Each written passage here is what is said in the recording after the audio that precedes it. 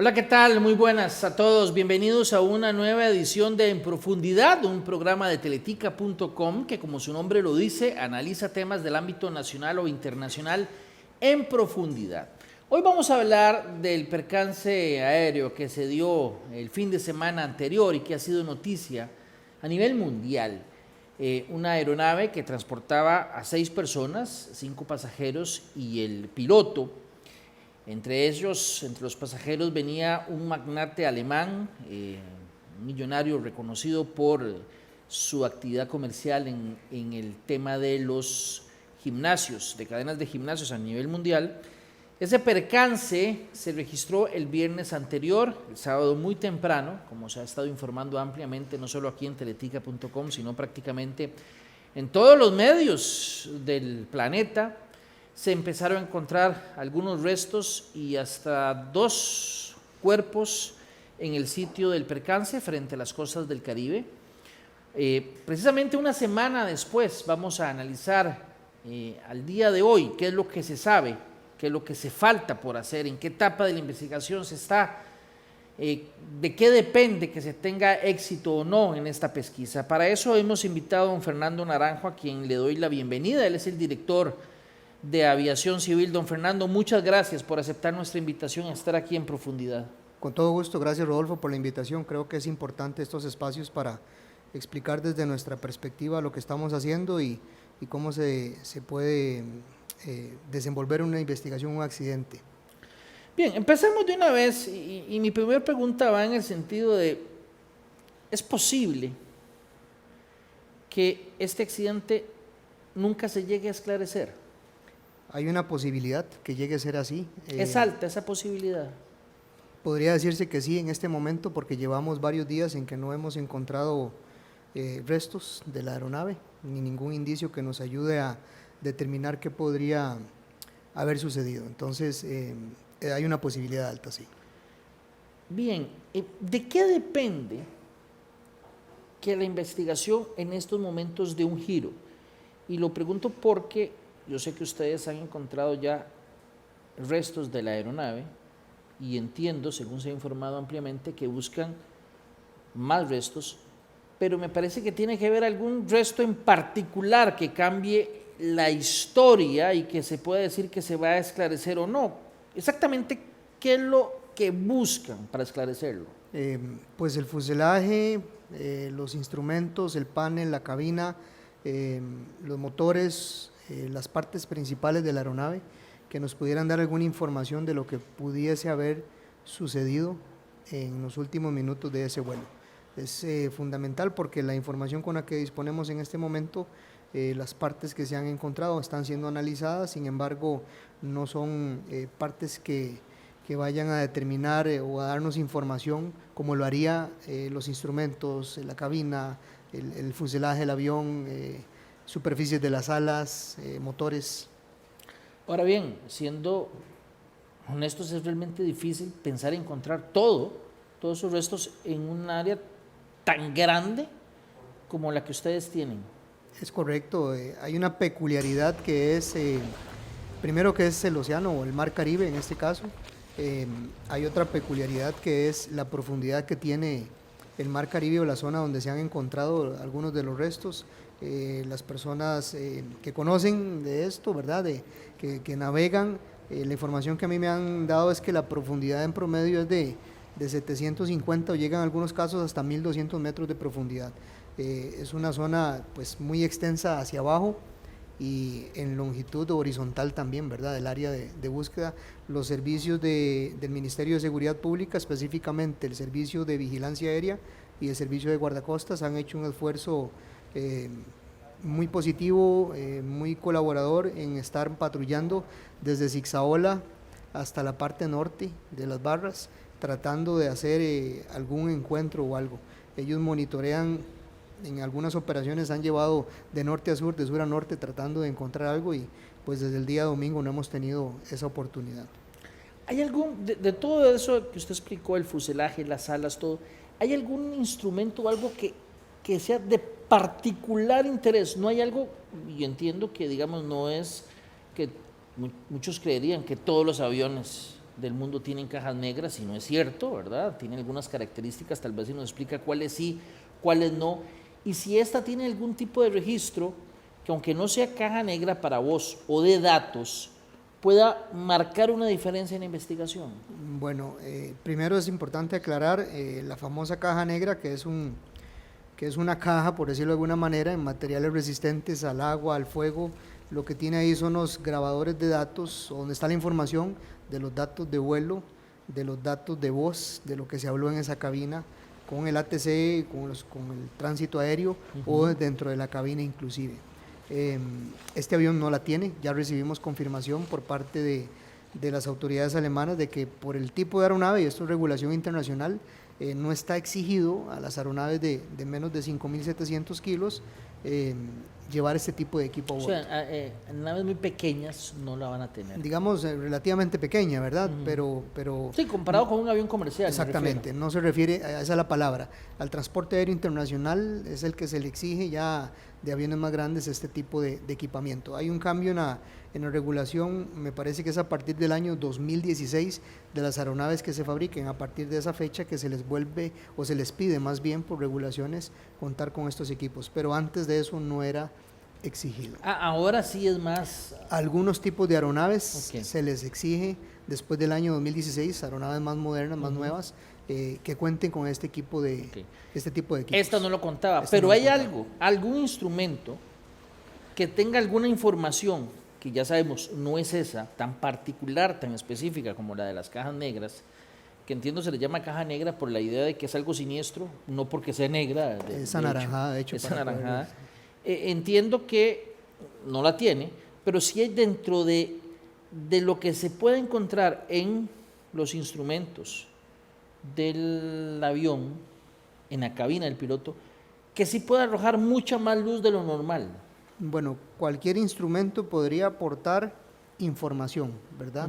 ¿Qué tan positiva en el caso de determinar las causas? Bueno, eso ya serán los expertos en investigación, porque hay que aclarar que esta es un área completamente, hay una especialidad dentro de la aviación de las personas que se dedican a la investigación de accidentes. Entonces, cualquier instrumento podría dar información, inclusive no solo los instrumentos, y superficies de vuelo, de si hubo un impacto, en qué forma fue que se impactó con el agua, en qué ángulo, en qué velocidad, los motores, por ejemplo, también podrían dar información en ese sentido. Entonces, encontrar partes esenciales en ese sentido del fuselaje, de los motores, del panel de instrumentación, pues es lo que esperaríamos que pudiera cambiar, al menos la fase en la que estamos, que es de recuperación de partes para obtener información. Todavía no estamos en esa fase. Yo sé que todo el mundo quiere saber qué fue lo que sucedió, claro, ¿verdad? Eso a nivel mundial, pues así queremos saberlo, pero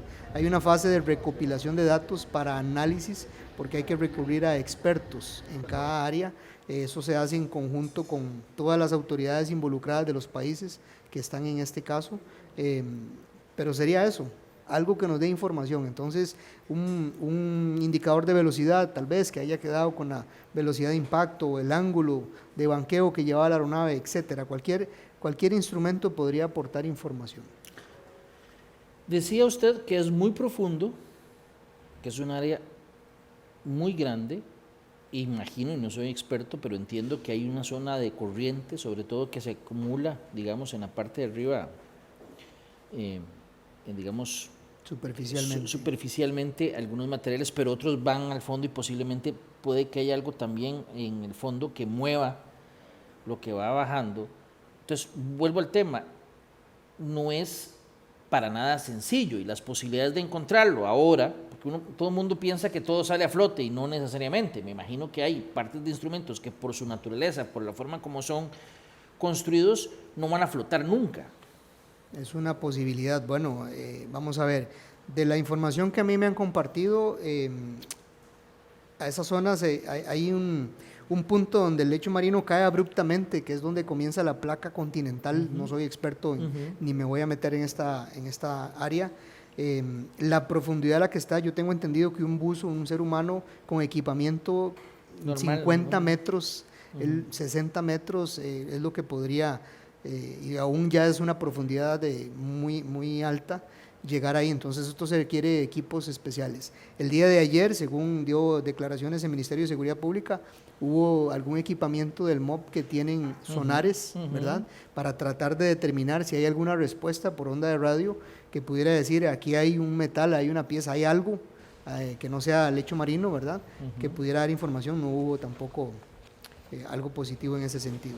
Que sean desplazadas horizontal o verticalmente por las corrientes, inclusive esa zona entiendo que se llama Dos Aguas porque se juntan dos corrientes y es usado hasta por otros actores del mundo, ¿verdad? Para otro tipo de operaciones. Los narcotraficantes tiran droga para que se acumulen en ese punto y llegue alguien a recogerlo. Es más experto usted que yo. Pues en no, creo que ambos hemos escuchado esa explicación de la policía. Bueno, entonces las corrientes ahí entiendo que son muy fuertes, ¿verdad? Y la profundidad del océano pues dificulta encontrar. Tal vez la esperanza de estos días es de que algo salga a flote y por eso son las operaciones tanto aéreas, porque es más fácil divisar desde el aire algo que se ve flotando que desde una lancha, ¿verdad? Claro, claro. Vamos a ver, en este momento ustedes están recopilando información y comprendo que no se puede dar una respuesta, es claro, están en esa fase, y no solo recuperar información en el sitio, sino que me imagino que ustedes piden información del fabricante del avión, digamos, del propio piloto, de condiciones atmosféricas imperantes, en fin. Si empezamos a ver las líneas de investigación, apenas de las líneas donde se están recopilando datos, vamos por partes. Una línea es las características del avión, me imagino. Hay varias, sí. Bueno, vamos con la aeronave, sus motores, el mantenimiento que han tenido, todos los récords que hay de cómo se atendió esa aeronave. Es una línea de recopilación de datos inicial, ¿verdad? No inicia todavía una fase de análisis, de determinar causas, sino estamos en una fase de recopilación. Esto se hace en conjunto con las autoridades responsables de cada país de investigación de accidentes. Eso es importante aclarar también. Todos participan ahí. Sí, correcto. Desde el día viernes, cuando tuvimos la alerta de desaparición de una aeronave, inmediatamente se envió un reporte a la Organización de Aviación Civil Internacional, que es el ente a nivel mundial que tiene que ver con aviación civil, y a los países involucrados que se sabían en ese momento y los que posteriormente vamos recibiendo información. Por ejemplo, es una aeronave matriculada en Alemania que tenía pasajeros alemanes, que tenía un piloto con licencia suiza, es de fabricación italiana, la aeronave, pero luego recibimos información que los motores son de fabricación canadiense. Entonces a todas esas partes interesadas se les hace la notificación por parte de la autoridad, en este caso Costa Rica es liderada por el capitán Ricardo Jiménez, hace una comunicación a estas autoridades de lo que ha sucedido, de la fase, digamos, de la fase en ese momento era una aeronave desaparecida, porque no teníamos certeza dónde estaba y fue hasta el día sábado cuando se encontraron restos de una aeronave y luego ya pues de personas, ¿verdad? Lamentablemente.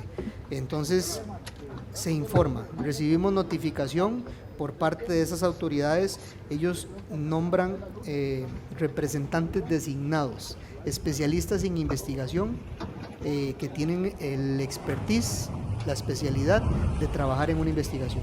¿Todos hacen un informe independiente o todos les dan información a la autoridad TICA? No, todos se abocan a trabajar en conjunto para aportar lo que cada uno de ellos tiene.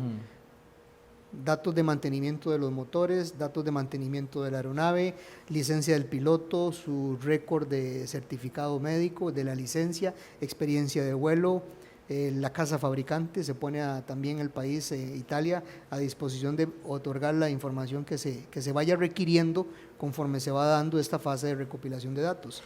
Todas estas autoridades han estado en constante comunicación con la unidad de investigación de accidentes nuestra.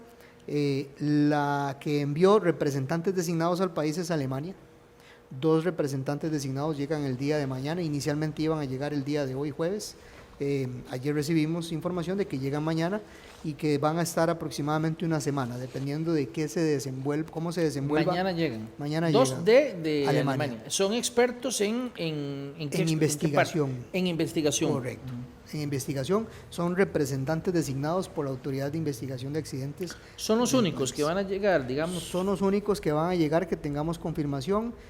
Inclusive hicimos un comunicado en ese sentido informando del lugar donde se habían encontrado los restos, de la profundidad que tiene el océano, para ver si en alguna medida alguien podía apoyar con un equipo especial. Esto tiene que ser, ya sabemos la profundidad.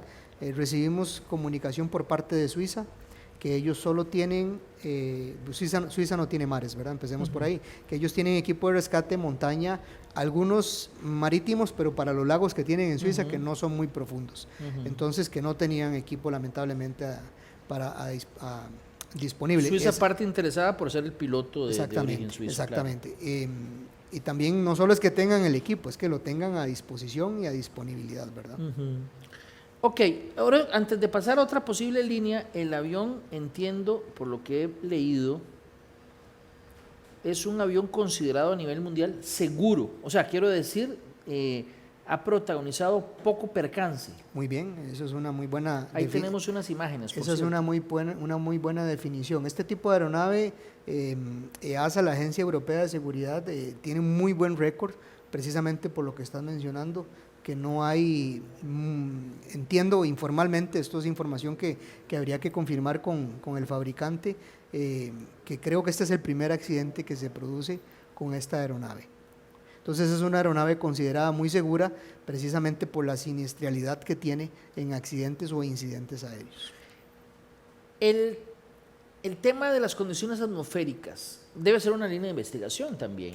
¿Ya se ha avanzado en eso? ¿Quién les da el reporte? ¿Sería el Instituto Meteorológico en Costa Rica o recibirán reporte de alguien más en ese sentido? El Instituto Meteorológico Nacional es la autoridad en este caso para darnos información referente al estado del tiempo cerca de la zona, ¿verdad? O inclusive de toda la costa caribeña ese día a esa hora. Nosotros la información de primera mano que contamos es un reporte meteorológico de aeropuerto que se llama METAR, que nos da las condiciones en un radio de 10 kilómetros alrededor del aeropuerto. Las condiciones reportadas para el día viernes a las 6 de la tarde eran de cielo y visibilidad ilimitada, es decir, no había ningún fenómeno significante atmosférico que pudiera afectar la visibilidad del vuelo, no había lluvia.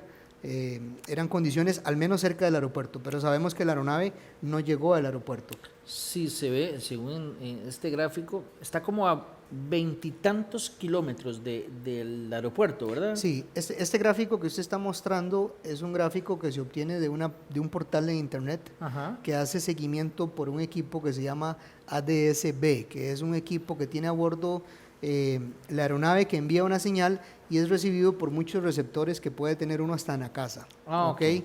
Esta información es de ese sitio web. Okay. En el radar la traza se perdió aproximadamente a 3.000 pies y hago esta diferencia porque en este video la aeronave llega a tenerse como hasta 250 pies. ¿Por qué esa diferencia? Probablemente porque había un receptor cerca en la costa caribeña que alimenta el portal que recibe la señal del ADS. Pero entonces esta información también es correcta. Esta información es correcta, pero no es oficial. Me explico. Okay. Entonces, la aeronave en el radar estaba aproximadamente a unos 45 kilómetros al norte del aeropuerto de Limón. La última vez que tienen... Que se ve en el radar, que desaparece, la traza se llama al punto que identifica la antena radar, que envía una señal de radio y le pregunta a una aeronave, un equipo que se llama transponder, le pregunta quién es usted y el transponder le responde, soy un código de identificación que se asocia con un plan de vuelo y sabemos que es esa aeronave. Ok, aquí voy a hacer un pequeño paréntesis solo para aclarar un punto, para ver si nos puede usted ayudar a entenderlo. La alerta se da porque el avión no llega cuando tenía que llegar, y entonces empiezan a reconstruir el recorrido y determinar, bueno, la última vez que se tuvo contacto fue ahí, o porque se pierde el contacto en ese punto. Se da porque no aterriza a la hora y unos minutos después de que se supone que tenía que haber aterrizado. ¿Cuántos minutos se tiene que dar? Normalmente... Porque un atraso puede haber en cualquier momento, ¿eh? Sí, pero de cuando se tiene certeza de que la aeronave va a aterrizar a la hora prevista, 5 minutos después, si la aeronave no ha aterrizado, ya comenzamos a preguntarnos qué ha pasado. a preguntarnos dónde está, ¿verdad? Ajá, Recibimos claro. la notificación por parte de los servicios aeroportuarios Ajá. de Limón a las 6:20 A de la las tarde. 6:20 6:20 tarde. de la tarde. De la tarde, claro, sí, correcto. Claro. Y ahí comenzamos a hacer investigaciones, ¿verdad? De dónde está, comenzamos a activar protocolos con Nicaragua, con Panamá, de que tenemos una aeronave que se suponía que debería haber aterrizado, perdón, en el aeropuerto de Limón a una hora específica y que no lo ha hecho, por si tienen conocimiento de que está en algún lugar. A veces las aeronaves que tienen emergencias cerca de la costa, pues hemos tenido casos en que aterrizan en una playa, en una pista cercana, Ajá. hasta en una calle, etcétera. Entonces Ajá. se empieza a activar ese protocolo para tener información de si alguien ha recibido información de que, mire, aquí vi una aeronave pasar bajo, aterrizó aquí, ¿verdad? Era la esperanza de que estuviera en algún lugar. Lamentablemente, pues el día sábado se encontraron ya partes. Okay. Ese informe, ¿cuándo lo recibirá? No lo han recibido, el informe oficial de condiciones del tiempo en el punto donde se podría haber dado el accidente. Ese informe lo solicita, vamos a ver, hay un protocolo que seguir en una investigación. No es que yo llamo y cojo el teléfono y pido cosas, Claro, ¿verdad? claro. Tienen que haber comunicaciones oficiales que tienen que quedar documentadas para efectos de una investigación. Esa información la pide la autoridad nuestra, la Unidad de Investigación de Accidentes, al Instituto Meteorológico Nacional. Claro. Otra línea de investigación, y ha trascendido, bueno, vamos a ver, sabemos que el aeropuerto de Limón no es igual al aeropuerto del que ustedes llaman el Coco, el de Alajuela, ¿verdad? Ni siquiera el Tobías, me parece. ¿Hay algún elemento que ponga como línea de investigación al aeropuerto propiamente, en Limón? En este momento no, porque el accidente no se da en el perímetro que llamamos nosotros del aeropuerto. Las alertas de emergencia, que otro día podríamos hablar de todo el tipo de alertas que podemos tener en aviación, pero las alertas se dan dependiendo de dónde sucedan. Hay una alerta que se da dentro del aeropuerto y hay otra alerta que fue la que se activó en este caso, que es fuera del perímetro del aeropuerto. Entonces, como la emergencia no sucede dentro del perímetro del aeropuerto, en este momento no hay ninguna causa o ninguna línea de investigación. Pero, por ejemplo, que digamos el avión no vaya al tenía que aeropuerto. recibir información de nada del aeropuerto. El aeropuerto de Limón es un aeropuerto internacional, significa que tiene servicios para atender aeronaves internacionales de policía, de migración, de aduanas, de bomberos que se coordinan cuando sabemos que va a llegar una aeronave, por supuesto, ¿ok? Pero no es un aeropuerto que reciba vuelos, lo que llamamos en aviación, de reglas por instrumentos, IFR. ¿Por qué?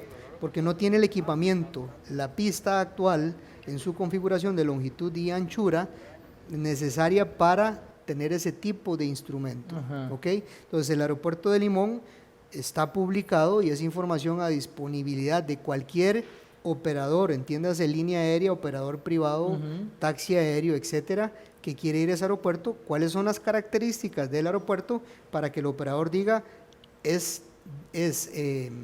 voy a ese lugar y eso es lo que hay. Es adecuado, perdón, estaba buscando la palabra, es adecuado para mi tipo de avión. Me explico, porque si yo tengo un avión que es más grande por la longitud de pista que requiero para aterrizar, por la anchura, exactamente. Entonces, bajo esas condiciones, el aeropuerto para ese tipo de aeronave es una operación perfectamente normal. Pero por lo que yo le decía, obviamente yo no sé nada de aviación, pero uno ve que uno dice, bueno, en este momento estamos cerca del aeropuerto, se comunica el avión con la torre de control, el piloto. ¿Esa comunicación era necesaria en cierto punto? Muy bien. ¿No era necesaria? Es importante aclarar lo que estás mencionando. Limón no tiene torre de control. No. Una torre de control se pone en un aeropuerto cuando hay una necesidad de servicio de control, porque la cantidad de tránsito que hay en ese aeropuerto hace necesario que hayan personas controladoras de tránsito aéreo que ordenen y que hagan secuencias de despegue y de aterrizaje seguras, ¿ok? El aeropuerto de Limón, por la cantidad de operaciones que tiene actualmente, no tiene la necesidad de tener una torre de control. ¿Con quién se comunica esa aeronave? ¿Con quién se comunicó esa aeronave cuando venía hacia el país? Esa aeronave viene de México, cruza todos los países de Centroamérica, ingresa a la frontera aérea de Costa Rica por la parte norte y llama al centro de control radar del Juan Santamaría. Ahí se atiende en una frecuencia que controla el espacio aéreo de Costa Rica.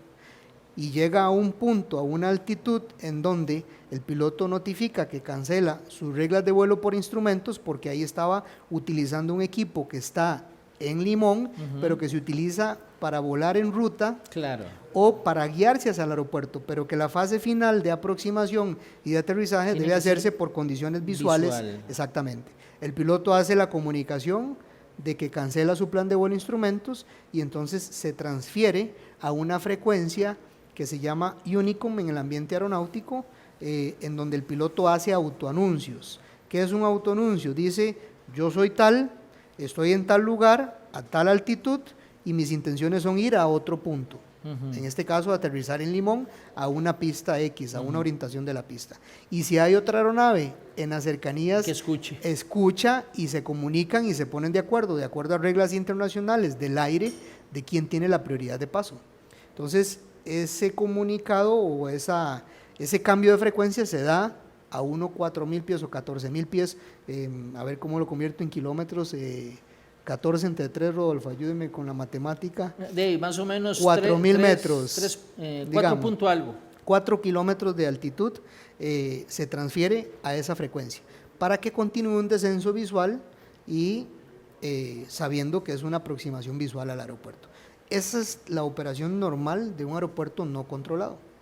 Entonces hay una diferencia entre un aeropuerto internacional controlado y no controlado. Tenemos 3 controlados: Pavas, Liberia y Juan Santamaría. Okay. Entonces, para ver si le entiendo, cuando una persona va a llegar ahí, en estas condiciones que usted menciona, al aeropuerto de Limón, se reporta con Juan Santamaría, para que en el Juan Santamaría sepan, bueno, por ahí va un avión y va para tal lugar. Pero cuando ya está cerca, esa persona tiene que ir como diciendo en voz alta, perdón que use la analogía, voy por aquí. De acuerdo. Para que la persona que viene con otro avión por otro lado sepa, bueno, aquí va fulano por ese lado y tengo que tomar en cuenta para no chocar con él. Así. Ok.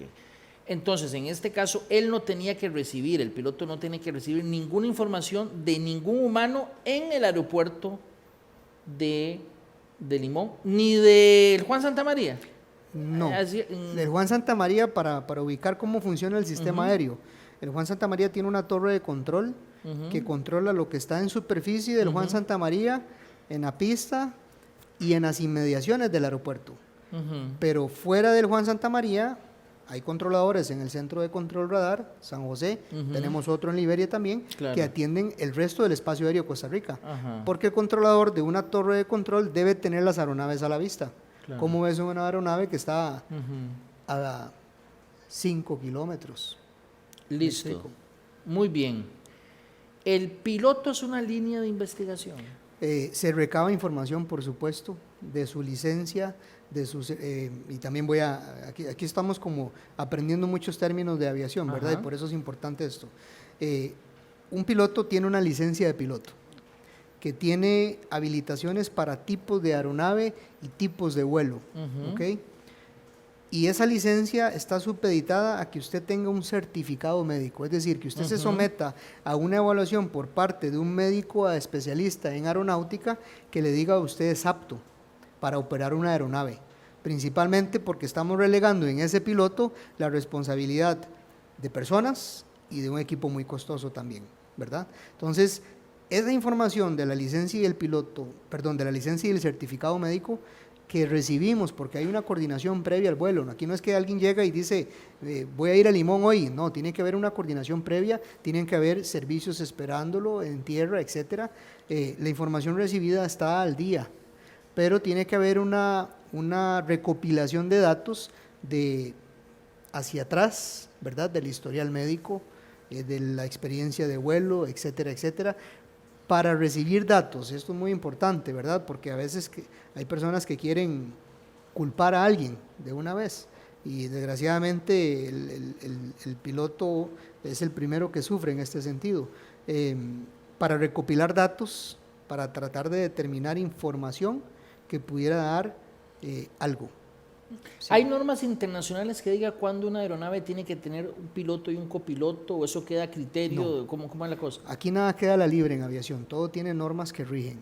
Eso depende del tipo de aeronave, del certificado que obtenga de cómo el fabricante someta a un país donde fabrican aeronaves bajo criterios internacionales si requiere 1 o 2 pilotos para operarse. En este caso bastaba con uno. Con uno. Ok. Volviendo a la pregunta inicial, está dentro de lo posible, lamentablemente, que esto no se esclarezca por las condiciones que son particularmente difíciles para recuperar los restos de la aeronave. Vamos a ver, este asunto, ¿cuánto se puede mantener abierto en investigación o llega un momento después de transcurrido tantos meses, bueno, después de tantos meses de investigación no se encontró ningún elemento, tenemos que decir, bueno, el caso tiene que quedar cerrado después de un año, después de 6 meses, no sé, eso existe también como norma internacional? Existe esa posibilidad, correcto. Vamos a ver, aquí estamos de nuevo en una fase de recuperación donde tenemos la cooperación del Ministerio de Seguridad Pública, que está haciendo un esfuerzo bastante grande en mantener vigilancia aérea y mantener operaciones marítimas en el rescate o en la operación de recuperación. Por supuesto, ahí hay recursos invertidos que después de cierto tiempo es entendible que podrían llegar y decir, bueno, hasta aquí. Ese momento no ha sucedido. Están haciendo, hoy por ejemplo, hicieron una pausa para revalorar las estrategias que han estado utilizando de recuperación, las zonas que han buscado y dónde podrían cambiar esa estrategia. Y bueno, esto es competencia ya de seguridad pública, no de aviación civil. Sin embargo, después de eso, que ojalá encontremos algo, ¿verdad? Eso es lo que estamos tratando de hacer.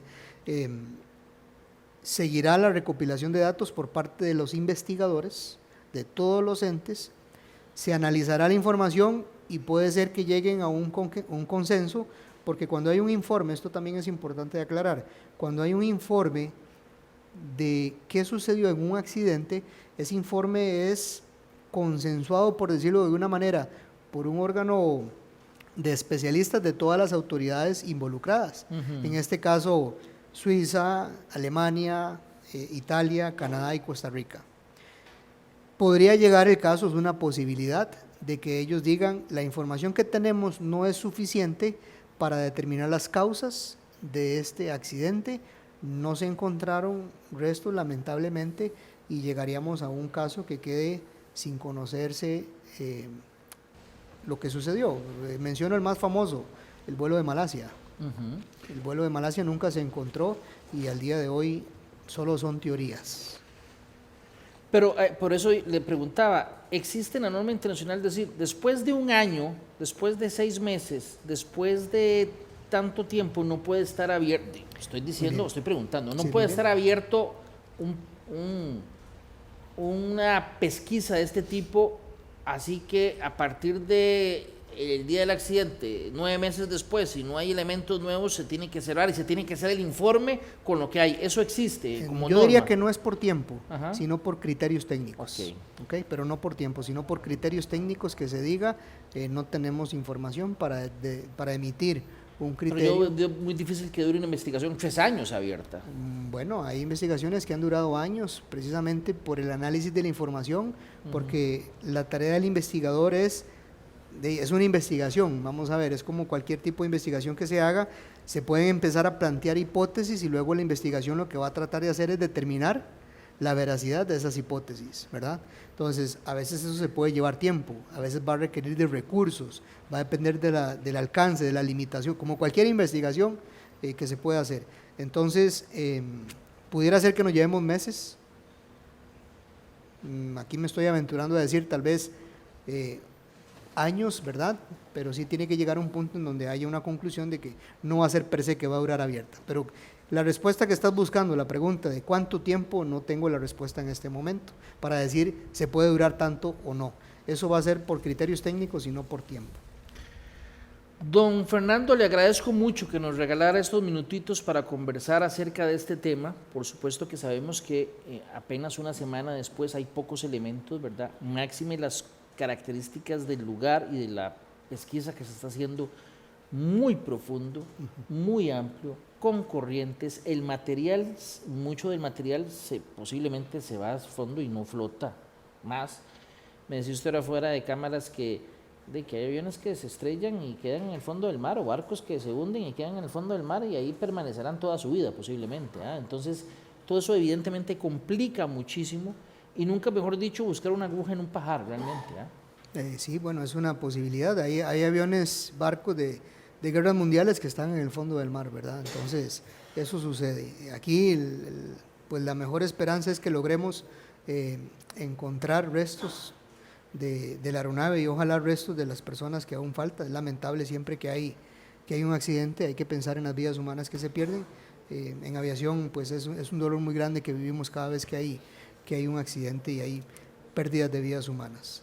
Pero yo le agradezco más bien a usted el espacio porque es importante comunicar qué es lo que se hace y que la gente comprenda cómo van los pasos de la investigación y especialmente para que no se generen teorías o hipótesis. Teorías de la conspiración que surgen con mucha frecuencia en estos temas, ¿verdad? Bueno, sí, ya lo dijiste. Muchas gracias, don Fernando. Con todo gusto, gracias a ustedes. Y muchas gracias a ustedes por acompañarnos en el programa de hoy de En Profundidad. Este programa, Dios, si Dios lo permite, lo repasaremos a las 8 de la noche hoy mismo.